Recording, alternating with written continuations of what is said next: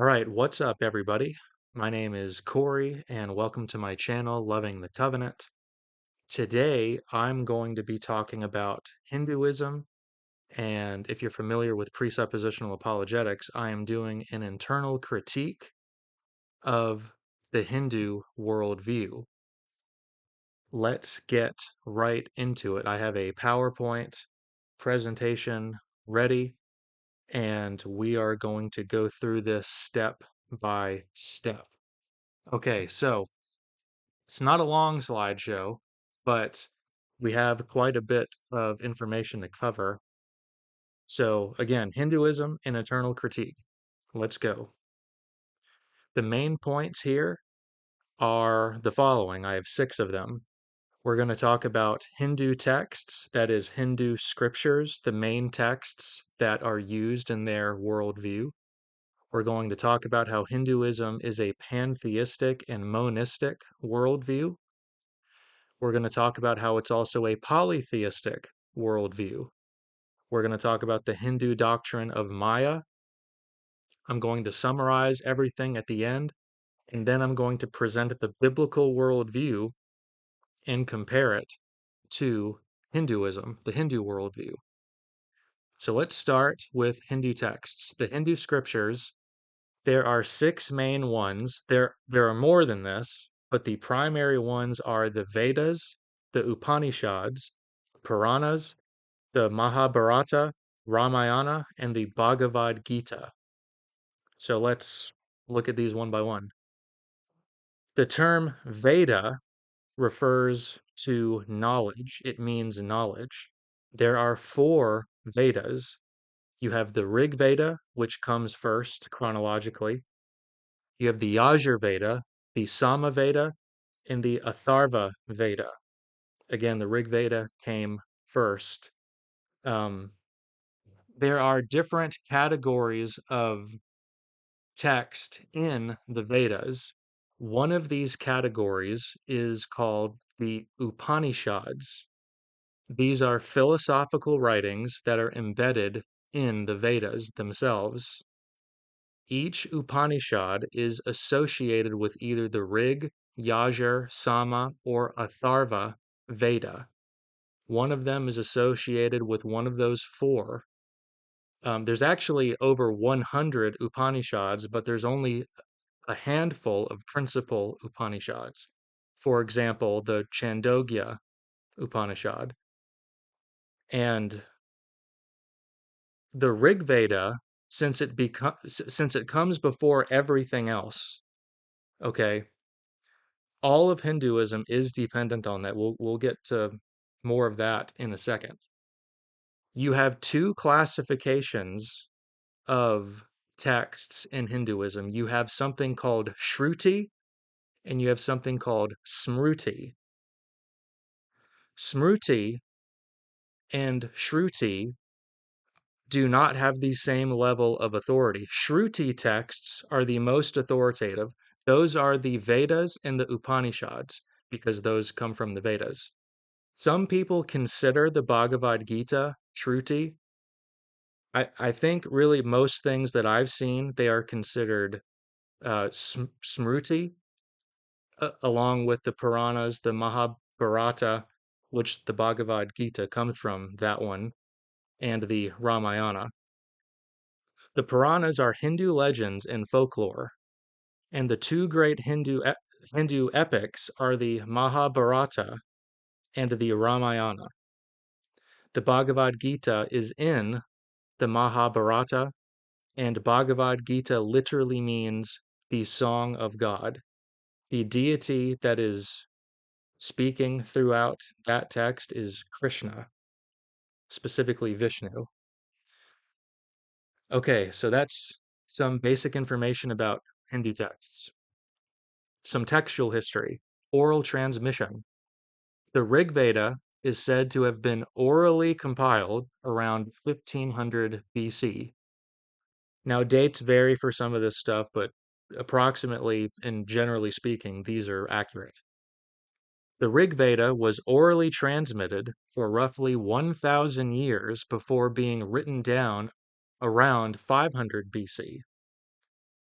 So you potentially have approximately 1,000 years of oral tradition before the first Hindu text is written down.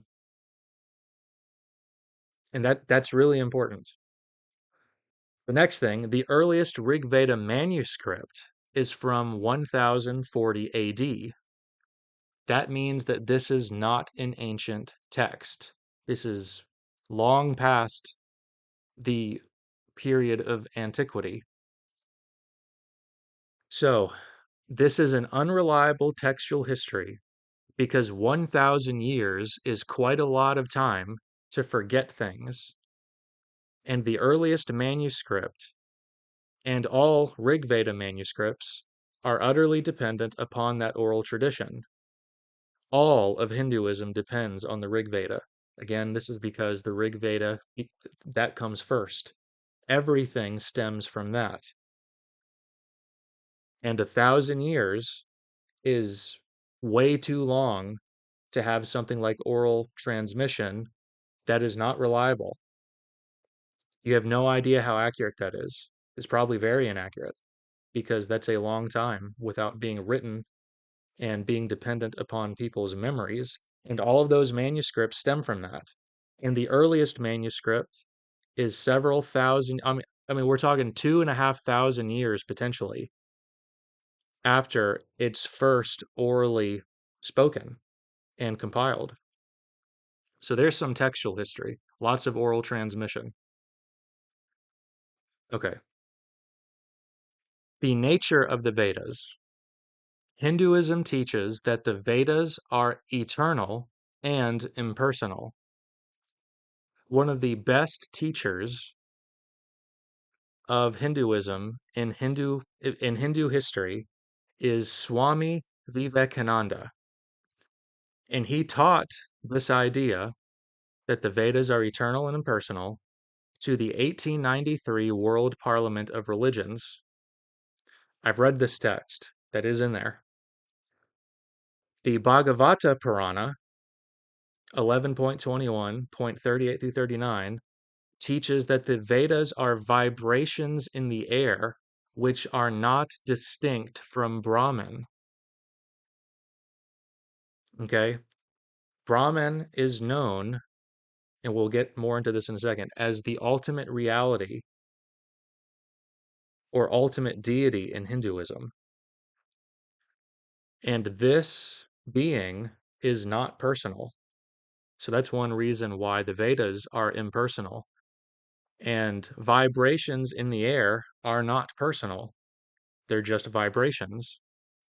Rig Veda 10.71.1 says that the Vedas are secrets that are hidden in people's hearts and are discovered in people's hearts. Okay? So this isn't like Christianity, where in Christianity we are a textual religion that teaches that the Bible is objectively true and not dependent on our interpretation or our feelings or our hearts and is personal revelation. None of that is going on with the Vedas. Hindu scriptures are not personal, which means they can't be divine revelation.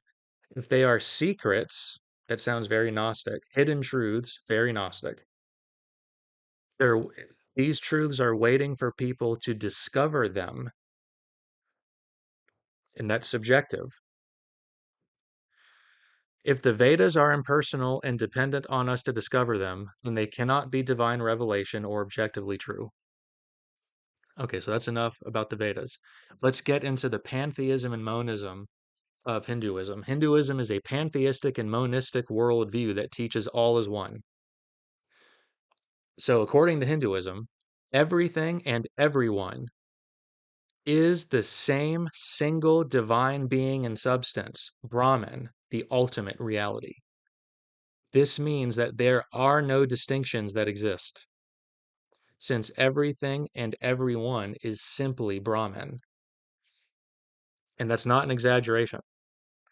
These texts that I have listed below collectively teach that everything is Brahman. Nothing exists that is distinct from Brahman. The Vedas, Upanishads, and the Bhagavad-gita all teach this.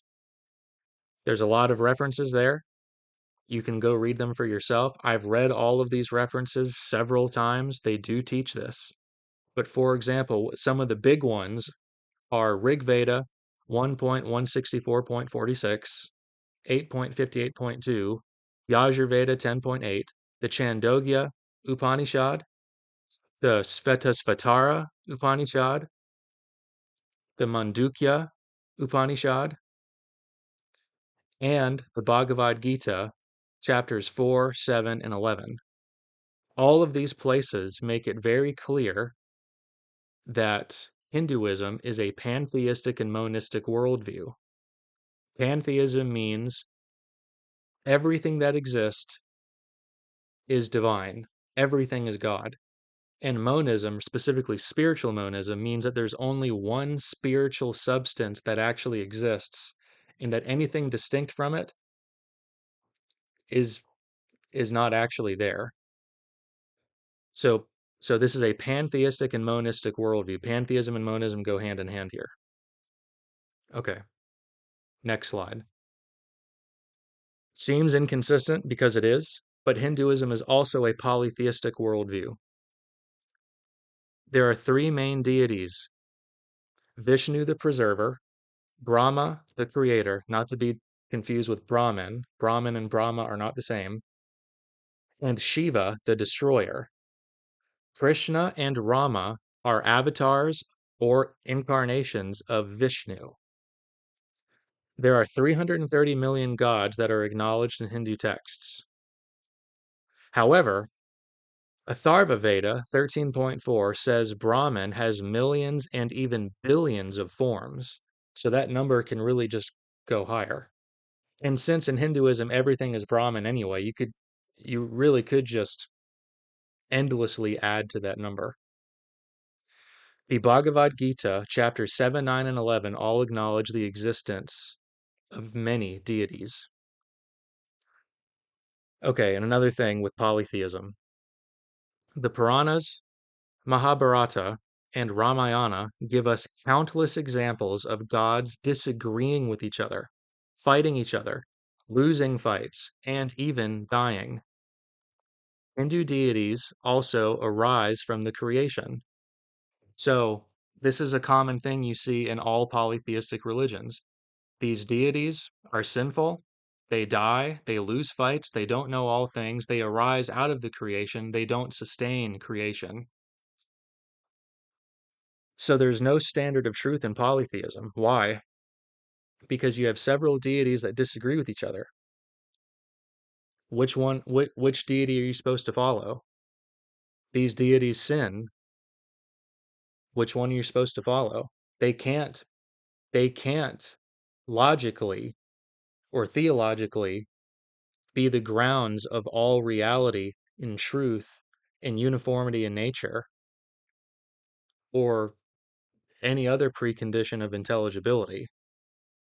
This is also why polytheism doesn't work, because you have many deities instead of just one ultimate personal deity, like in Christianity, that is the grounding and foundation of all of epistemology and metaphysics. You don't have any of that in Hinduism. It's not consistent. And in polytheism, again, deities disagree with each other. That's subjective and relative. Truth would just become dependent on whichever deity you wish to follow, which means it is impossible to have objective truth. Okay. Now, something that's connected to Hinduism's doctrine of pantheism and oneness, right? Because in Hinduism, all is one. Nothing is actually distinct from this one. So, Maya stems from this doctrine. The word Maya means illusion. The Hindu teaching of Maya is that all reality is an illusion. Specifically, the illusion is that there are distinctions.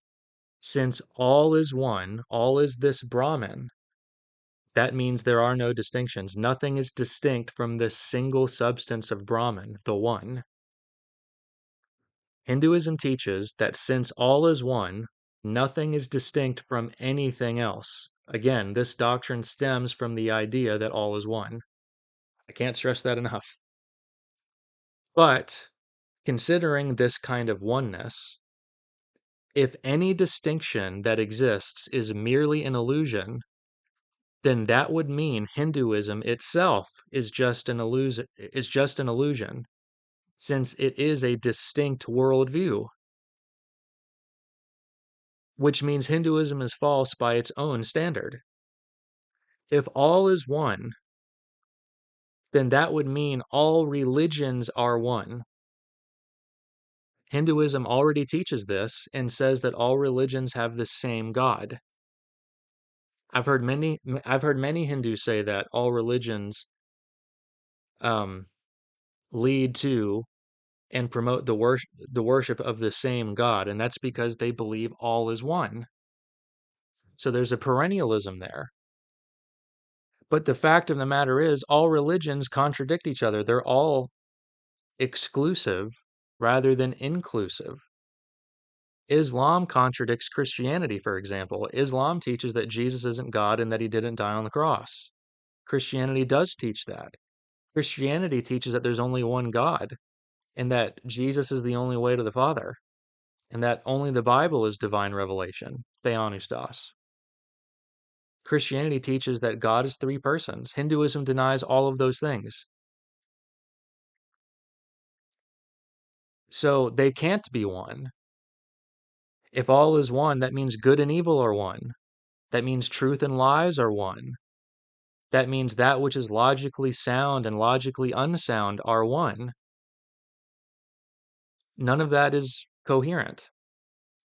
Since all of this is self-contradictory, Hinduism is clearly false.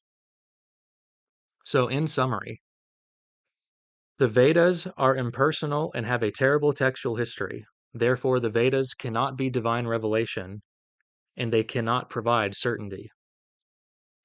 Hinduism is a pantheistic and monistic worldview that teaches all is one. Hinduism teaches that reality is Maya, or illusion, and that there are no real distinctions that exist. But Hinduism is a distinct religion, therefore Hinduism is false. Hinduism has many gods, many deities who disagree with each other and fight each other. Therefore, Hinduism is false. If everyone is divine, then who is to say anyone can be wrong? If I'm divine and I think Hinduism is wrong, how can someone say that my position is incorrect? If I'm God, I'm declaring what the truth is. But the problem is, if they're God, they're also getting to determine what the truth is. It just becomes totally subjective. You cannot have objective truth in this worldview. If Brahman deceives everyone through Maya, right? Because the whole world, all of creation is deceived in Hinduism by Brahman to believe that distinctions exist. So if that's what Hinduism is built on, then how can Hinduism account for truth and morality? It's built on deception. You can't, right? The truth isn't out in the open for everybody. It's all illusion. You're being deceived and lied to. That's immoral. And that gets into this. In Hinduism, escaping karma means realizing that these distinctions don't exist and that you are Brahman. That's how you quote unquote get saved in Hinduism. You escape karma through self-realization, and a lot of this has to do with yoga and moksha. You realize that you are Brahman, and then you become one with Brahman. But the problem is, if you're already Brahman, then why is escaping karma necessary? Wouldn't you already be free? However, how can you escape it if freedom from karma is one and the same with being bound by and slavery to karma? It doesn't make sense. You cannot make sense of this worldview. On the one hand, it says you need to become one with Brahman, but the texts already teach you are. Is Brahman bound by karma? Wouldn't this Brahman not be distinct from karma, since nothing is distinct from Brahman? So, as we can see, especially because of this doctrine of oneness, the oneness is really the main point with where this worldview falls. Hinduism cannot account for absolute truth, logic, morality, or uniformity in nature. But the Christian worldview can and does. So here's a presentation of the biblical worldview. Jesus is the truth, and his word is the truth, according to John 14:6, John 17, and 2 Timothy 3:16 through 17, and Psalm 119. Scripture is God-breathed, inspired, theopneustos. It is objective. It's objectively true. It's personal revelation that God has revealed. It does not depend on our feelings or our discovery of it. God cannot lie or deny himself. His word is true. It can only be true. Everyone knows that the biblical God exists, according to Romans 1 and Psalm 14. The heavens declare the glory of God. It's public knowledge. Romans 1 and Genesis 1 both teach that God is the creator. He is distinct from his creation. He is not the creation. We are not God. He made a real creation with real distinctions. He does not deceive everyone through illusion. Everyone already knows the truth about God. He reveals himself to all people at all times through creation. Natural revelation. God provides his moral law in Exodus 20. This is known as the Ten Commandments. Deuteronomy 6 and Isaiah 40 through 48 teach that the biblical God is the only God that exists. Any other deity is simply a false god and an idol.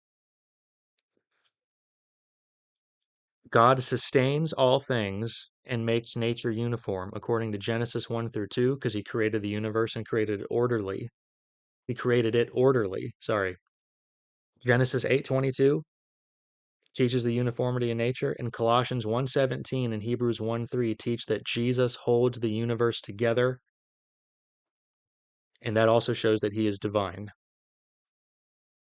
So as we can see, the biblical worldview is the only worldview that can account for absolute truth, logic, morality, and uniformity in nature. Hinduism cannot account for these things. These things do not make sense in Hinduism, but they do in Christianity, and it's obvious to everyone. The biblical God is absolutely necessary to make sense of these things. Bible is right because God says so, and without it, we couldn't know anything or prove anything. Without the Bible, without this revelation, all we would have is foolishness. This is the argument of the impossibility of the contrary. And that argument comes from the Bible, specifically Proverbs 1:7 and 9:10. Okay, so anyone listening, especially my Hindu friends, Hindus, how would you refute this? What is your response? Talk to me. Comment questions that you would like me to answer in a future video, either about this or, no, or another worldview. You can get me on Twitter or X. You can get me on Rumble. You can get me on YouTube. You can send me messages on Twitter. You can also find me on Instagram and Facebook, really. But send me your questions. I'll do my best to respond to them and interact with them. I want to hear what you guys think. And comment topics on any of those platforms that you would like for me to talk about next. And that'll do it for this video, y'all. Stay tuned for more gaming and apologetics content. Thank you for listening if you've stayed this long, And please enjoy my outro with a short, simple gospel message. Peace out.